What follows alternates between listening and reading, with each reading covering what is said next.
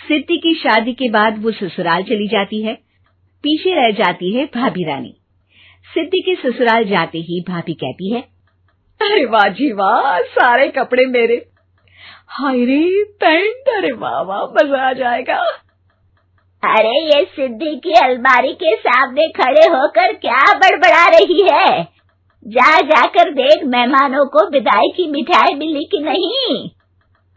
अब हाँ माँ जी, क्यों नहीं, लेकिन पहले कपड़े तो बदल लूं। अब रानी आ जाती है सिद्धि के उन कपड़ों में जो वो ससुराल जाने से पहले घर छोड़ जाती है। अरे रानी, कुछ दिन रुक जाती। अरे ये तो सिद्धि बिटिया को मैंने ही दिया था, बड़ा ही फबता था उस पर, तुझ पर तो कुछ खास नहीं लग रहा। अब वो ना मेरे सारे कपड़े गीले थे तो सोचा पहन लूं। वैसे भी सिद्धि को कौन सा दिन पुराने आउटडेटेड कपड़ों को पहनना है। वैसे भी ये सूट तो मैंने तभी पहना था, वैसे खास है भी नहीं ये। हाँ ठीक है, लेकिन ना मेरी सिद्धि पर तो जमता था।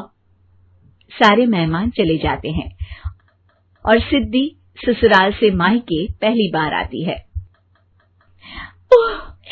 अपना घर, अपना कमरा, अपनी अलमारी। ये बोलकर जैसे ही सिद्धि अलमारी खोलती है तो सामने उसके कपड़ों की जगह कुछ और ही रखा होता है। माँ, जरा कमरे में तो आना। सास और रानी वहां पहुंच जाते हैं। रानी ने पहनी होती है सिद्धि की जींस और टी शर्ट। अरे भाभी, ये क्या? ये तो मेरी बड़ी ही महंगी टी शर्ट है, इसे आपने घर में क्यों पहनी है? अरे बहुत मिलती है दीदी ये चौक की मार्केट में, 150 में। ओ भाभी प्लीज, ये एरोपोस्टल है, 2000 की एक टी शर्ट। ओहो, 2000 में तो दीदी 4 साड़ी आ जाए। अब क्या बोलूं? भाभी, ये मेरी अलमारी में छोटू के कपड़े, तो मेरे कपड़े कहाँ हैं? मेरी अलमारी में? अब दीदी आपको कौन से पुराने कपड़े पहनने थे? माना भाभी, लेकिन मैं जब घर आती तो यही सब पहनती ना। अरे तुम तो बड़ी कंजूस हो दीदी। खैर, वक्त आता है जब सिद्धि ससुराल के लिए रवाना हो रही होती है। अरे रानी, अंदर से सिद्धि का गिफ्ट ले आ, लड़की पहली बार ससुराल से मायके आई है। रानी अंदर जाती है और एक सिंपल सी साड़ी लेकर बाहर आ जाती है। ये लीजिए माँ जी। सास बेटी को गिफ्ट देकर ससुराल भेजती है। अगले दिन रानी एक सुंदर सी साड़ी पहनकर सामने आती है। अरे रानी, ये तो वो साड़ी है जो मैंने सिद्धि को देने के लिए दी थी जब वो ससुराल ले जाती, लेकिन ये तूने कैसे पहन ली?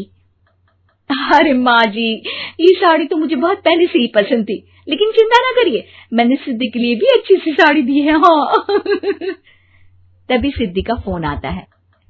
क्या माँ, कुछ अच्छा तो दिया होता ससुराल ले जाने के लिए। अरे पहले दिखा दिया होता। यूं चमकते हुए पैकेट में नौकरानी वाली साड़ी मत दिया करो माँ। अरे बेटे, वो तेरी भाभी ने ना गलती से उससे पैकेट बदल गया। हाँ, मैं कल ही तेरे भाई के हाथ से तेरा वाला पैकेट भेज दूंगी।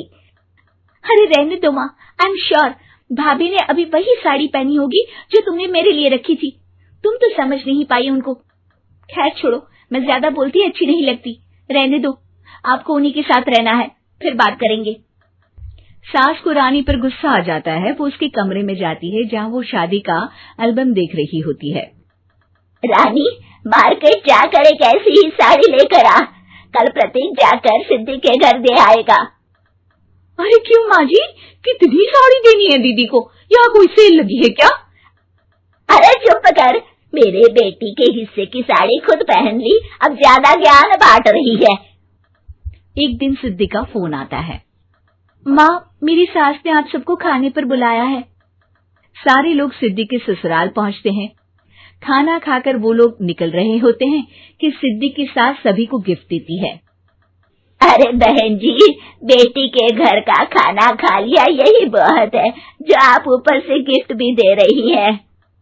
अरे बहन जी, आप भी कहाँ इन बातों पर विश्वास कर रही हैं। सास सभी को गिफ्ट देती है, लेकिन रानी को जो साड़ी देती है वो अजीब सी हरे रंग की लाल रंग के बड़ी छाप वाली होती है। अरे छी, ये कौन पहनेगा? सासू माँ को तो जरी वाली इतनी सुंदर, और मेरे लिए ये नौकरानी वाली। अरे भाभी, दरअसल मैं जब भी घर आती थी, आप वापसी में ऐसी ही साड़ी देती थी ना, तो माँ ने सोचा कि आपको आपकी पसंद की ही साड़ी क्यों ना दी जाए। बेचारी रानी, बोलती भी तो क्या। सिद्धि और सास रानी का चेहरा देखकर हंसने लगती है, तो रानी समझ जाती है कि अपने ही बिछाए जाल में वो फंस चुकी है।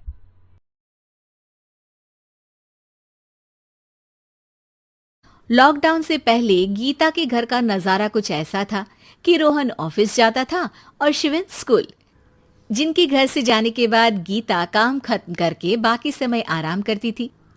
लेकिन लॉकडाउन के बाद ऑफिस और स्कूल घर में ही खुल गए, और इससे गीता का हाल वो तो आपको देखने में ही मजा आएगा। शिविन, ओ शिविन, महाराज उठने के लिए क्या 21 तोपों की सलामी लेंगे? अरे बिस्तर से बाहर निकल, ऑनलाइन क्लास स्टार्ट होने वाली है। अरे तुम भी हद करती हो, स्पीकर की तरह चिल्लाने की क्या जरूरत है? दिख नहीं रहा मेरी कॉन्फ्रेंस चल रही है। अब कैमरा और स्पीकर ऑन कर रहा हूं, मुझे कोई शोर नहीं चाहिए। इस पर जैसे ही रोहन लैपटॉप का कैमरा और स्पीकर ऑन करता है, तभी कुकर की सीटी बजती है। करा लो अब इसे चुप। लॉकडाउन नहीं हुआ, मेरी मौत का फरमान जारी हो गया।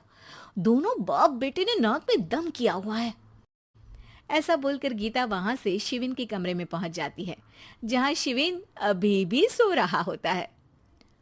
ओ आलसी, अब अगर 5 मिनट में नहीं उठाना तो आज तेरा गेम और यूट्यूब कैंसिल। माँ की बात सुनकर शिविन बिना 1 मिनट गंवाए उठ खड़ा होता है। उठ गया, अभी नहाकर भी आता हूँ। ये नाटक कहीं और, मुंह पर गीला कपड़ा मार और पढ़ने बैठ। शिविन की ऑनलाइन क्लास स्टार्ट हो जाती है, जिस पर गीता उसे वहां बिठाकर रसोई में चली जाती है। थोड़ी देर में उसे कमरे से कुछ आवाज सुनाई देती है, जिसे सुनकर वो कमरे में वापस आती है। हाय राम, तुझे क्लास अटेंड करने के लिए बोला था, कैमरा ऑफ करके बिस्तर पर नाचने के लिए नहीं बोला था। मम्मी, मुझे कुछ समझ नहीं आ रहा, आप बाद में पढ़ा देना ना, वैसे भी अटेंडेंस तो लगी गई है। हाँ बेटा, जरूर बन जा, तू अभी से हम सबका बाप बन जा। अरे नहीं मतलब, कहां से लाते हो इतना दिमाग, और पढ़ाई करते हुए ये चला कहां जाता है? नाइस क्वेश्चन, दिमाग से पूछकर बता दूंगा। शिविन की बातों से परेशान होकर गीता उसे मारने के लिए जैसे ही आगे बढ़ती है, तभी वो कमरे से बाहर भाग जाता है। अब शिविन आगे आगे और गीता हाथ में चप्पल पकड़े उसके पीछे पीछे पूरे घर में दोनों घूम रहे होते हैं।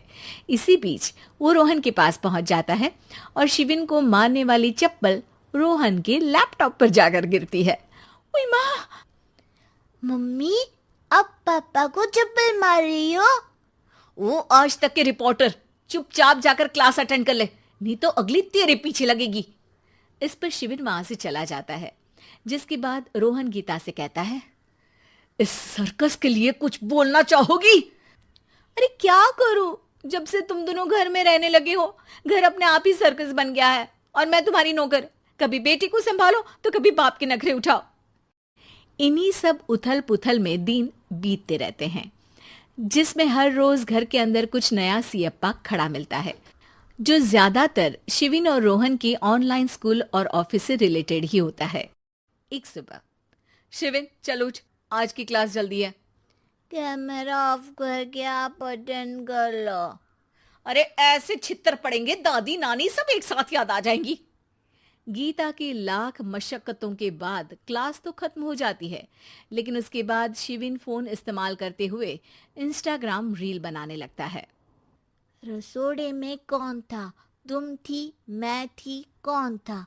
कौन था? हाँ, मैं गरीब हूँ। अरे ओ गरीब के बेटे, आजा, मैं बनाती हूँ तुझे गरीब। मैं बताती हूँ रसोड़े में कौन था। पढ़ाई करने बोलो तो इनकी माँ मर जाती है, और ये पागलपंतियां जितनी मर्जी करा लो। गीता शिविन को डांट रही होती है, तभी रोहन बीच में बोल पड़ता है। अरे बच्चा ही तो है, इतना गुस्सा क्यों कर रही हो? बेटे का साथ देने की इसी एक कोशिश में अब शिविन के साथ साथ रोहन भी गीता के गुस्से की सूली पर चढ़ जाता है। अगर बेटे पर इतना ही प्यार आ रहा है तो इसे क्लास अटेंड क्यों नहीं कराते, इसका होमवर्क क्यों नहीं कराते? उस समय तो बहुत जल्दी मीटिंग आ जाती है। वो काम मैं करूं और यहाँ इस बेफिजूली की चीज में तरफदारी करके बन जाओ महान। हे भगवान, कोई तो इनके ऑफिस और स्कूल खुलवाओ, मैं इन्हें और घर में नहीं सह सकती। अरे कुछ और मांग लेती, क्योंकि तुम्हारी ये विश इस साल तो पूरी होने से रही, कोरोना। हाय, नास पिटे ने जिंदगी ही बर्बाद कर दी। खाए कोई पचाए कोई, कल मुझे चुन चुन कर सबको मेरी बद्दुआ लगेगी। उन्होंने दुनिया का और इन बाप बेटे दोनों ने मेरा जीना मुश्किल कर दिया। गीता वहां से चली जाती है, जिसके बाद रोहन शिविन से कहता है, अरे तुम्हारी मम्मी इतनी भड़की हुई क्यों है? आपकी वजह से पूरा समय घर में रहते हो और उस पर कोई काम कराने की जगह बस ऑर्डर देते रहते हो। अच्छा बेटे, सारा इल्जाम मुझ पर, पूरा दिन तो वो तुम पर ही चिल्लाती है।